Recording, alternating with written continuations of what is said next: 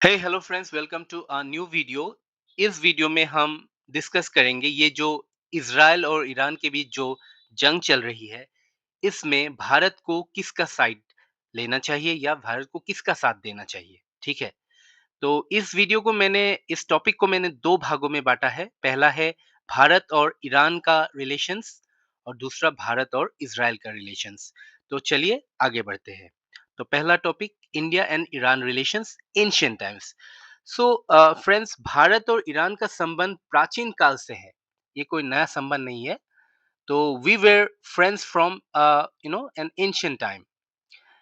Centuries of cultural and civilizational link बताया गया है। लैंग्वेज, भाषा, आर्ट, कला, सूफीज्म, ट्रेड यानी व्यापार, इन सब जगहों पे भारत और पर्शिया का यानी ईरान का संबंध काफी पुराना है। Fusion of Indian and Persian artistic style, Persian और भारतीय स्टाइल को मिलाकर इंडो पर्शियन आर्किटेक्चरल स्टाइल जो हम घर पुराने घरों पे हम देख सकते हैं। That is the fusion of Indian and Persian style. Mughal paintings जो है, Mughal paintings way influenced by Persian style. आप देख सकते हैं इस स्लाइड में बीच में जो पेंटिंग है ये मुगल टाइम के का पेंटिंग है। और ये कहा गया है कि ये this type of painting was influenced by Persian style.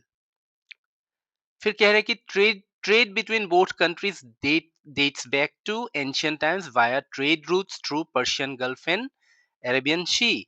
तो पर्शियन गल्फ और अरेबियन सी के थ्रू व्यापार का मार्ग हुआ करता था ये दोनों देशों के बीच प्राचीन काल से। फिर ये बोल रहे कि Indian spices reach the wider world through Persia. Bharat के जो मसाले हैं ये भारत से बाहर मान लीजिए कि यूरोप या अमेरिका या दूर दूर तक थ्रू पर्शिया ही जाता था। Through Persia he this spices, Indian spices reach the wider world. Ancient India imported silver, copper etcetera from Persia. और प्राचीन भारत सिल्वर, चांदी, कॉपर जैसे मेटल्स पर्शिया से इंपोर्ट करता था। तो ये रही बात एंशियंट टाइम्स की, प्राचीन काल की। तो इससे मतलब हमको मालूम पड़ता है कि भारत का एक अच्छा कनेक्शन था पर्शिया के साथ पुराने दिनों में, प्राचीन काल में। अब चलिए चलते हैं मॉडर्न टाइम में। भारत और ईरान का क्या रिलेशन। इस पिक्चर में आप देख सकते हैं ये ईरान के शाह थे और इंदिरा गांधी, भारत के एक्स प्राइम मिनिस्टर। ये ईरान के शाह की पत्नी, तो उनके साथ उनकी फोटो। और ये हमारा काफी रिसेंट फोटो है ईरान के एक्स प्राइम मिनिस्टर के साथ भारतीय प्राइम मिनिस्टर, भारतीय प्रधानमंत्री नरेंद्र मोदी जी। तो मॉडर्न टाइम्स में हमको पहले यहाँ पे देखना पड़ेगा इस्लामिक रिवॉल्यूशन। जो इस्लामिक रिवॉल्यूशन आया 1979 में ईरान में, तो उसके टाइम इंडिया का रिलेशन कॉशियस हो गया लेकिन कंटिन्यू था। ये बोल रहे कि इंडिया का रिलेशन कंटिन्यू रहा लेकिन उस थोड़ा सतर्क हो गया भारत। मैंने इसके ऊपर एक वीडियो किया है, मैं लिंक दे दूंगा डिस्क्रिप्शन में। इस्लामिक रिवॉल्यूशन, ईरान और इजराइल का इस जंग का कारण जो है, द रूट कॉज, उसके ऊपर मैंने एक वीडियो बनाया है। मैं लिंक डाल दूंगा डिस्क्रिप्शन में, आप देख लीजिएगा। तो India's relationship grew cautious but continue 1979 के बाद। अभी एंशियंट टाइम में तो भारत का अच्छा संबंध था, ये तो हमने ऑलरेडी देख लिया। तो मॉडर्न टाइम्स में 1979 के बाद भारत का रिलेशन कंटिन्यू रहा ईरान के साथ, लेकिन थोड़ा कॉशियस हो गया भारत, सतर्क हो गया। 1990s में both India and Iran supported the northern alliance against Taliban. Friends, 90s में जो नॉर्दर्न अलायंस जो फॉर्म हुआ था अफगानिस्तान में तालिबान के खिलाफ, तो उसमें दोनों देश, भारत ईरान दोनों ने उस नॉर्दर्न अलायंस को तालिबान के खिलाफ सपोर्ट किया था। Iran frequently objected to Pakistan's attempt to draft anti-India resolutions at the organization of Islamic cooperation and the human rights commission. तो पाकिस्तान बार बार ये अटेम्प्ट करता रहा भारत के खिलाफ रिजोल्यूशंस, एंटी इंडिया रिजोल्यूशंस लाने के लिए। ओआईसी में भी, ओआईसी है ऑर्गेनाइजेशन ऑफ इस्लामिक कोऑपरेशन, तो इस्लामिक देशों का एक ऑर्गेनाइजेशन। और दूसरा है ह्यूमन राइट्स कमीशन में पाकिस्तान बार बार भारत के खिलाफ झूठ, मतलब अफवाह फैला के या झूठ बात बताकर एंटी इंडिया रेजोल्यूशन वो लोग पास करने के लिए हमेशा ट्राई करते रहे, लेकिन ईरान उसको फ्रीक्वेंटली ऑब्जेक्ट करता आ रहा है।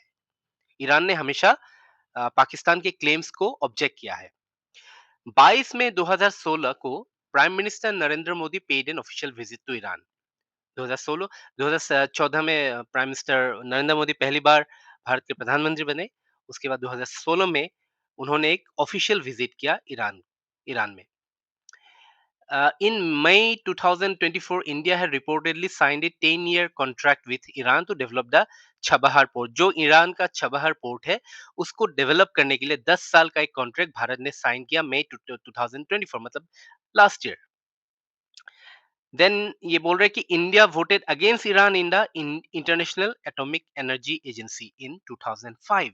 अभी देखिए, ईरान का एक न्यूक्लियर डेवलपमेंट प्रोग्राम है। अभी जो जंग चल रही है उसका मेन कारण ही है ईरान न्यूक्लियर डेवलपमेंट प्रोग्राम, जिसको इसराइल भी जिसका अपोज करता है, और पाकिस्तान सॉरी यूनाइटेड स्टेट्स भी अपोज करता है, क्योंकि इन देशों को लगता है अगर ईरान के पास न्यूक्लियर बॉम्ब्स आ गए, न्यूक्लियर वेपन्स आ गए, तो किसी भी वक्त उनके लिए खतरा बन सकता है, यूएस के लिए भी और इसराइल के लिए भी। और ईरान ने पहले कई बार ये कहा है कि डेथ टू इसराइल, या we will destroy Israel, Israel को हम खत्म कर देंगे, जियोनिस्ट का हम खात्मा कर देंगे। तो अभी अभी जो वॉर चल रही है, पता नहीं ये कब तक चलेगा, लेकिन ईरान ने हमेशा इसका अपोज किया है, इसराइल का अपोज किया है, और इसराइल को एक्सेप्ट नहीं करता है एज ए देश, क्योंकि हाँ, आप सभी को पता है इसराइल और पैलेस्टीन का जो जंग है, ये काफी सालों से ये चलता आ रहा है। तो इसीलिए भारत ने 2005 में ईरान के खिलाफ वोट किया था इंटरनेशनल एटॉमिक एनर्जी एजेंसी में। तो ये है मॉडर्न टाइम्स के। अभी देखिए, और आगे यहाँ लिखा है कि in 2010 Ayatollah Ali Khamenei appeal to Muslims worldwide to back the freedom struggle in Kashmir.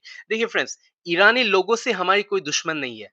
हमने ऑलरेडी ये लर्न किया अभी कि ईरान के साथ भारत का एक काफी अच्छा संबंध प्राचीन कालों से है या था। लेकिन भारत को प्रॉब्लम है, या हमको एक एक शख्स है जिसको हमको कॉशियसली देखनी चाहिए, and he is none other than the supreme leader Ayatollah Ali Khamenei. क्योंकि Khamenei is critical about so many things in India. 2010 में खामेनी ने कहा कि उन्होंने अपील किया मुस्लिम्स, पूरे वर्ल्ड वाइड दुनिया भर के मुस्लिम्स को अपील किया कि कश्मीर का जो फ्रीडम स्ट्रगल है उसमें आप सभी लोग सपोर्ट करो। तो that was an anti India stance. And just before Prime Minister Narendra Modi's visit to Israel in 2017, Khamenei urged the Muslims in Kashmir to repudiate operations. तो देखिए, खामेनी इस बात को बार बार दोहरा रहा है। बाकी ईरानी लोगों से हमारा कोई दुश्मनी या कोई प्रॉब्लम नहीं है, लेकिन जब से 1979 से जो रिजीम चेंज हुआ ईरान में, उससे पहले शाह रूल कर रहे थे। सब कुछ सही था, एक वेस्टर्न स्टाइल का वहां पर एक लाइफस्टाइल हुआ करता था ईरान में। लेकिन 1979 में इस्लामिक रिवॉल्यूशन, इस्लामिक क्रांति के बाद वहाँ शरिया कानून आ गया, या इस्लामिक रूल आ गया, हार्ड लाइनर्स आ गए। तो उसके बाद थोड़ा वहाँ पे सिनारियो चेंज हो गया। और ये जो सुप्रीम लीडर है, पहले तो रूहुल्लाह खोमेनी थे, उनके डेथ के बाद ये अली खमेनी वहाँ के सुप्रीम लीडर बने। तो ये बार-बार भारतीय मुसलमान को या पूरे दुनिया भर के मुसलमान को या कश्मीरी मुसलमान को भारत के अगेंस्ट ये उकसाते रहते हैं। Again, in September 2024, Khamenei raised the issue of suffering of Muslims in India. देखिए, सितंबर 2024, मतलब लास्ट ईयर भी खामेनी ने इस इशू को फिर से रेज किया, सफरिंग ऑफ मुस्लिम, यानी कि भारत में मुस्लिम सफर कर रहे हैं। इस बात को उन्होंने उन्होंने रेज किया, उन्होंने दुनिया के सामने बोला, या उन्होंने कोई स्टेटमेंट बताया। His comments were subsequently condemned by the Indian ministry of external affairs. तो भारत के जो वैदेशिक जो मंत्रालय है, Indian ministry of external affairs, तो मिनिस्ट्री ने कंडेम किया खामेनी के उस स्टेटमेंट को। तो friends, more less these are the relation, these are the points where we can understand the relation between India and Iran। ठीक है, अभी चलते हैं हमारा दूसरा भाग, दूसरा part, India and Israel relation, Israel के बीच भारत के क्या संबंध है। तो ये दो फोटोज में आप देख सकते हैं, ये ex prime minister Naftali Bennett के साथ भारतीय प्रधानमंत्री नरेंद्र मोदी, और राइट में आप देख सकते हैं, this is Benjamin Netanyahu, the current Prime Minister of Israel, with Prime Minister of India, Narendra Modi. So India-Israel relations, India did not recognize Israel diplomatically until 1992. ये बहुत जरूरी बात है. 1992 तक डिप्लोमेटिकली भारत ने रिकॉग्नाइज नहीं किया था इजराइल देश को. ठीक है. 1992 तक भारत ने रिकॉग्नाइज नहीं किया था. क्यों? Due to India support for the Palestinian cause and fear of alienating its large Muslim population in Arab allies. ये मैं नहीं कह रहा हूं. तो यहाँ बताया जा रहा है कि भारत पैलेस्टीनियन जो कॉज है, जो पैलेस्टीन और इजराइल के बीच जो जंग काफी सालों से, काफी दशकों से चल रही है, उसमें भारत ने पैलेस्टाइन का हमेशा साथ दिया है. एक बात अगर हम देखिए तो 2014 से बीजेपी सरकार आई है, या उससे पहले 2002-3 के समय एनडीए सरकार आई थी, जब अटल बिहारी वाजपेयी भारत के प्रधानमंत्री थे. उससे पहले majority of the time UPA सरकार हमारे भारत में थी. और हम वहां से पता हमको चलता है कि like what were the reasons, और like Palestinian cause, support for the Palestinian cause, India का ये बहुत पहला एक पॉलिसी रहा है. ठीक है. और यहाँ कहा कहा गया कि fear of alienating is large Muslim population, जो भारत का मुस्लिम पॉपुलेशन, मुस्लिम आबादी, उनको एलियनेट नहीं करना है भारतीय सरकार को, इसीलिए सपोर्ट किया जा रहा है, किया गया था पैलेस्टीनियन कॉज को. जवाहरलाल नेहरू ने कहा था कि we would have recognised Israel long ago because Israel is a fact. We refrain because of our desire not to offend the sentiments of our friends in the Arab countries. तो देखिए, भारत का अरब देशों के साथ भी एक अच्छा संबंध हमेशा से था. तो इसीलिए जवाहरलाल नेहरू ने कहा कि हम अरब, हमारे जो एलीज है, उनको हमको ऑफेंड नहीं करना, इसीलिए हमने इजराइल को रिकॉग्नाइज नहीं किया अब तक. Under PM Narasimha Rao, India establish full relations with Israel. तो मैंने जो कहा, India did not recognise Israel diplomatically until 1992. 92 के बाद, जब पीएम नरसिम्हा राव जब भारत के प्रधानमंत्री बने, उसके बाद फुल रिलेशन एस्टैब्लिश हुआ इजराइल के साथ. By 2019, India became Israel's third largest Asian trade partner and 10th largest overall trade partner. So 2019 तक भारत इजराइल का तीसरा बड़ा एशियन ट्रेड पार्टनर बन गया, और पूरे वर्ल्ड में 10th लार्जेस्ट. तो इस तरीके से रिलेशंस हमारे भारत के इजराइल के बीच मतलब बेहतर या अच्छा होता गया. Israel supplied India with armaments, ammunition, and intelligence during the Indo-Pakistani War of 1971 and Indo-Pakistani War of 1999, यानी कि कारगिल वॉर. तो इजराइल ने भारत की सहायता की जो 1971 की भारत पाकिस्तान वॉर और 1999 की कारगिल वॉर के टाइम पर आर्मामेंट्स, एम्यूनिशंस और इंटेलिजेंस, ये सारे दिशाओं में इजराइल ने भारत का साथ दिया या भारत का सपोर्ट किया, हेल्प किया. Since its election in 2014, the Modi government has maintained a de-hyphenation policy. देखिए, 2014 के बाद जो मोदी सरकार ने हमेशा एक डी-हाइफिनेशन पॉलिसी मेंटेन किया. इसका मतलब ये कि पैलेस्टीन और इजराइल दोनों के साथ भारत का संबंध बना रहा, या भारत सरकार बनाता गया, लेकिन इंडिपेंडेंट ऑफ ईच अदर. मतलब इजराइल के साथ रिलेशन हमारा नॉट डिपेंडेंट ऑन पैलेस्टीन, या पैलेस्टीन के साथ जो रिलेशन है, that is not dependent on Israel. That is called de-hyphenation policy.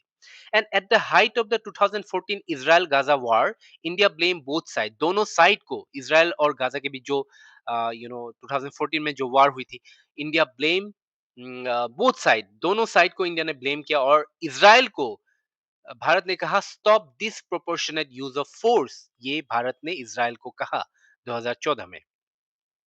फिर देखते former external affairs minister late Sushma Swaraj ji. She insisted that there was no changes in India's policy of supporting the Palestinian cause while maintaining good relations with Israel. तो सुषमा स्वराज जी ने कहा था कि भारत का जो diplomatic relation है, वो कभी चेंज नहीं हुआ. No change in India's policy of supporting the Palestinian cause. Bharat ने हमेशा यही मेंटेन किया है कि पैलेस्टीनियन जो उनके डिमांड्स है वो मीट होना चाहिए, पैलेस्टीनियंस की मांगे पूरी होनी चाहिए और उसी के साथ-साथ इज़राइल के साथ भी भारत ने हमेशा अच्छा रिलेशन बना रखा, मेंटेन किया।